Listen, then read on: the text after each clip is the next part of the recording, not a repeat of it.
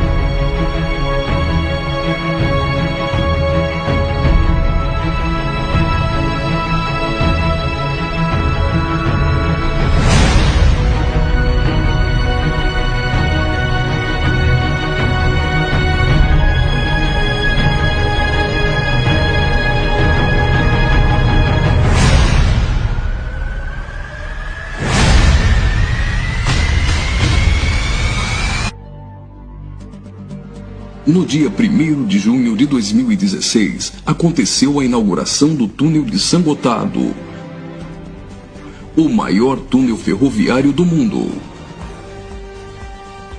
São 57 quilômetros cortando os Alpes suíços. A inauguração foi um evento de grande porte, transmitida por vários canais de televisão de todo o mundo. A cerimônia teve uma apresentação artística, como a das aberturas de Copas do Mundo ou de Olimpíadas. A encenação, intitulada Sacre do Gotardo, foi carregada de elementos do ocultismo, além de trazer mensagens de uma nova ordem mundial. Muitas autoridades e a Nata Econômica Europeia participaram dessa solenidade. Dentre as personalidades presentes estavam o presidente da Suíça, Johann Schneider, a chanceler da Alemanha, Angela Merkel, o presidente da França, François Hollande, e o primeiro-ministro da Itália, Matteo Renzi.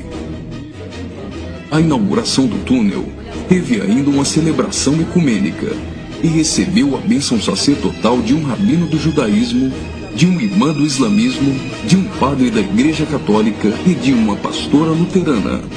Vamos analisar alguns elementos dessa celebração bizarra, que muitos analistas chamaram de inauguração da nova ordem mundial. Na primeira parte, em ambiente fechado, a humanidade é representada por uma marcha de zumbis, pronta para receber ordens. Surge então um anjo na forma de bebê. Aparentemente, este representa Lúcifer. O anjo caído já começa a apresentar semelhanças com Baphomet, que é um dos principais símbolos de Satanás em algumas linhas de culto pagão. Observe, dentre as personalidades presentes, esse sujeito, portando um cetro e vestido com traje de algum tipo de organização ou irmandade. Ele traz um broche com a figura de um bode que deve representar também Baphomet. A cerimônia macabra evolui para a aparição de um homem-bode, representando um demônio-chefe. Esse demônio exerce autoridade e liderança sobre outros demônios que são liberados pelo mundo, representado aqui pela ferrovia. Por essa ferrovia, passam vários períodos da humanidade, revivendo alguns tipos de sociedades secretas e rituais pagãos dos celtas, da Grécia Antiga, do hinduísmo e principalmente do Egito Antigo. Observe ao fundo a figura do Sol, representando um dos principais objetos de adoração das culturas antigas. Sob a ordem do chefe, os demônios se lançam para cumprir sua missão na Terra. Aqui, vemos a representação de antigas sacerdotisas e místicos adoradores, todos sendo conduzidos pelo homem-bode. As sacerdotisas estão levando um cordeiro, como algo a ser oferecido em sacrifício.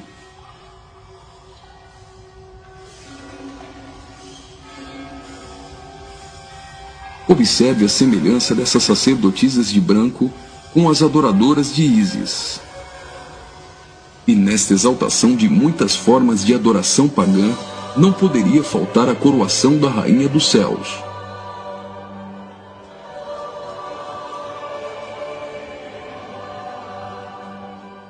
A cerimônia prossegue, agora em um ambiente externo. A parte interna exaltou a adoração pagã histórica. Na parte externa, o evento se torna uma cerimônia satânica regida pelo homem-bode. Os zumbis representam a humanidade manipulada, caminhando rumo a um futuro incerto. Os atores correm atrás de uma conquista. O túnel inaugurado literalmente furou 57 quilômetros de rochas nos Alpes suíços. Aparentemente, aqui a humanidade está tentando vencer a rocha.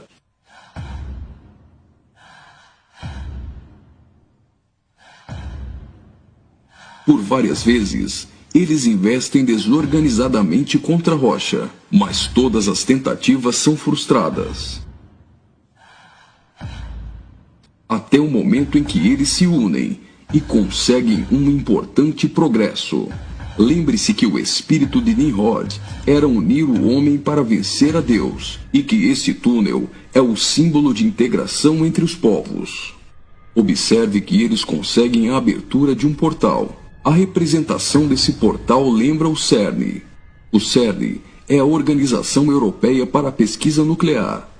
Está localizado na região de Genebra, na fronteira franco-suíça, a pouco mais de 200 quilômetros do túnel de Saint-Gothard.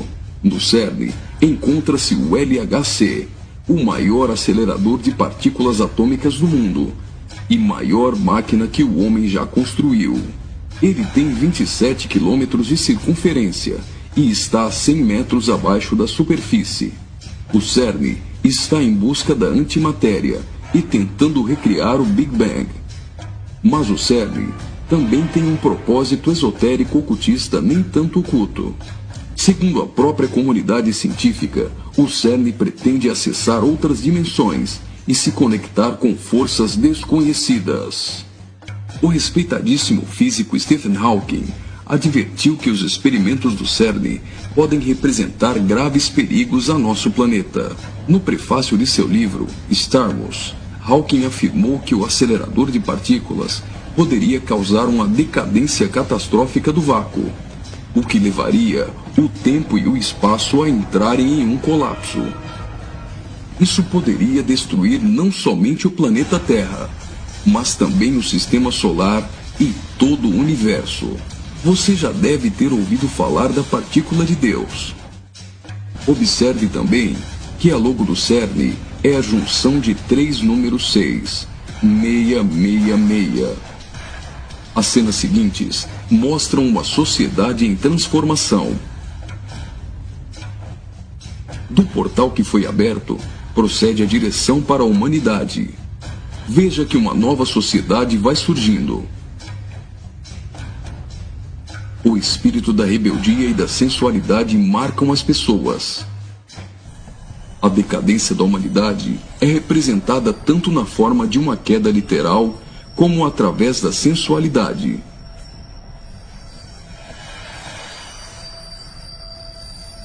Do portal surge um corpo nu, e logo as pessoas ficam endemoniadas.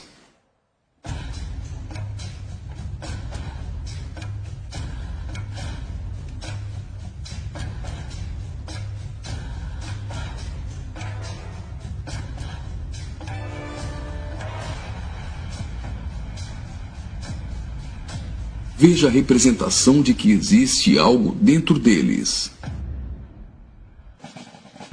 Trabalhadores do túnel aparentemente são representados aqui, mas observe que a verdadeira representação é o deus Shiva, da trindade hinduísta. Shiva é o deus da destruição. Ele destrói para dar lugar a algo novo. A dança de Shiva é considerada a manifestação física do ritmo cósmico. Observe que na entrada do principal laboratório do CERN existe uma imagem de Shiva. A dança destruidora de Shiva é associada à aceleração ou à dança das partículas. A cena seguinte lembra os operários mortos na construção do túnel, mas na verdade representa o sacrifício humano.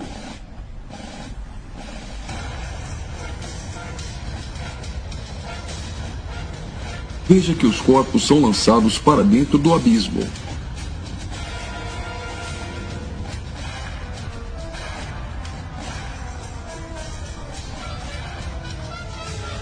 Preste atenção. Do fundo do abismo, as mãos vêm receber o sacrifício.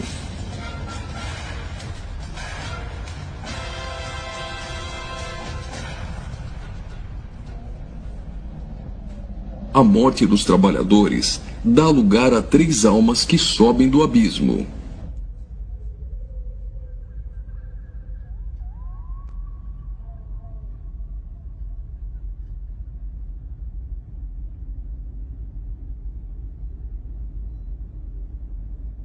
Surge então um enorme olho que tudo vê, ou o olho de Horus, um importante símbolo usado pelos Illuminati.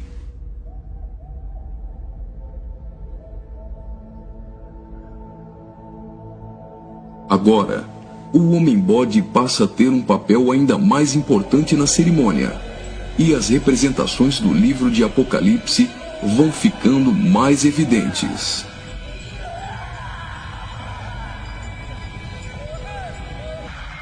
Veja como os demônios se parecem muito com o orixá Omolu. Do portal surge uma figura de um homem, misturada com a de um bode e 3 escaravelhos egípcios. O escaravelho simboliza o deus Khepri, o deus do sol nascente.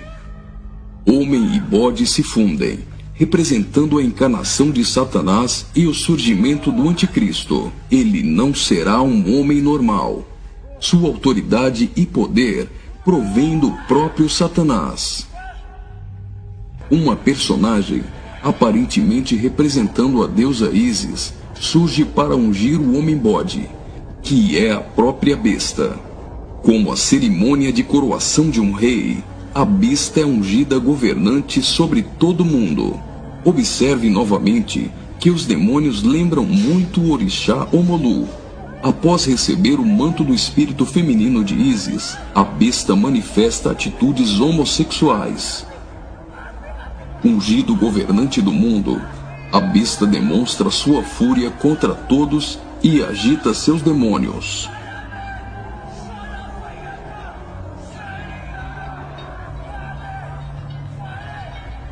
Logo, os demônios sob comando da besta ficam ouriçados.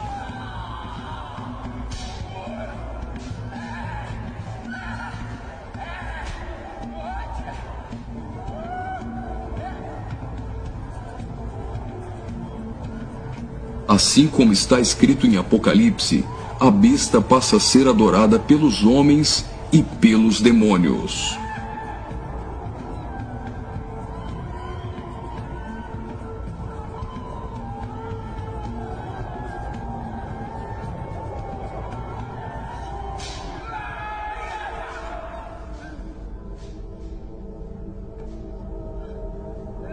Observe agora o surgimento de 11 personagens, aparentemente representando a Igreja dos 11 Apóstolos.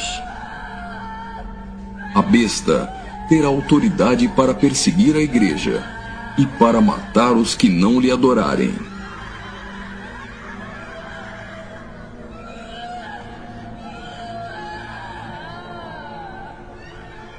Observe que no telão a besta tem várias cabeças. Logo, a besta parece ter sido ferida na cabeça.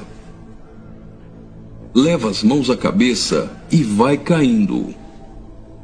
Segue-se então uma cerimônia fúnebre, com um antigo canto germânico do ocultismo.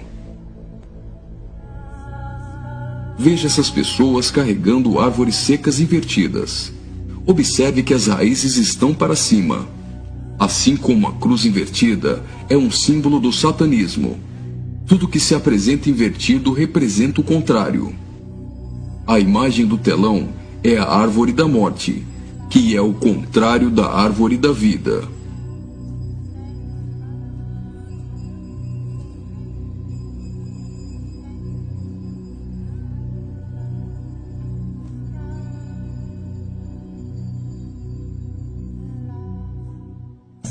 A tecnologia é mostrada como um instrumento para manipular o homem. O avanço da ciência nos últimos dias foi profetizado por Daniel.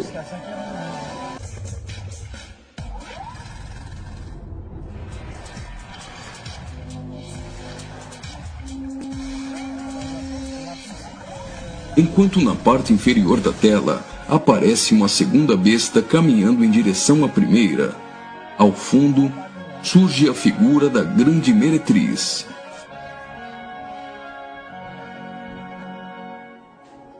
Observe que a segunda besta ressuscita a primeira.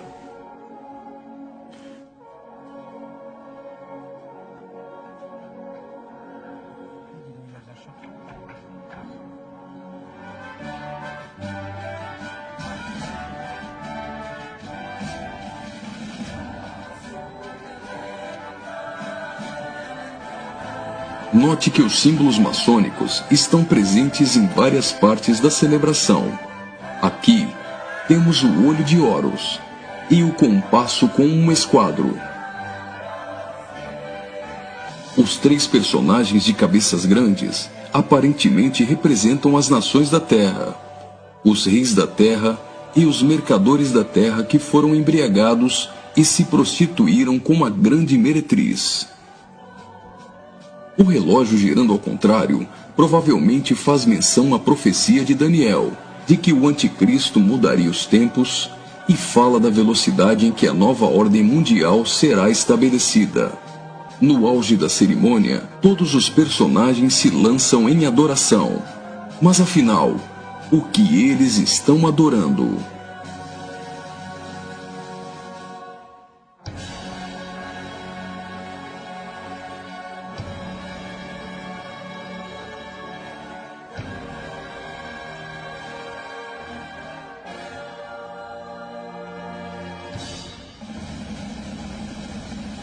Então, o trem sai do túnel. Mas certamente eles não estão adorando um trem. Eles adoram aquele a quem pensam que venceu a rocha. Eles adoram o grande dragão, a antiga serpente, que se chama Diabo e Satanás, o sedutor de todo mundo. Pensam que Satanás venceu a Cristo. A celebração é como se fosse uma grande vitória, como a consumação de uma enorme conquista.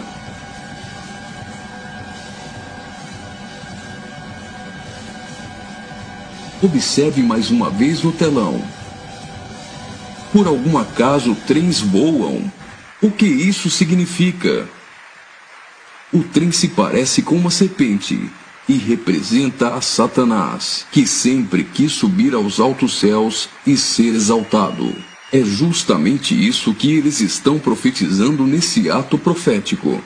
Faria muito sentido se isso fosse um encontro de bruxos e satanistas, mas numa inauguração de uma grande obra pública, com a participação dos principais signatários da Europa, realmente não faz sentido algum. Só que eles se esqueceram de ler todo o livro de Apocalipse. E vi a besta e os reis da terra com seus exércitos, congregados para pelejarem contra aquele que estava montado num cavalo e contra seu exército.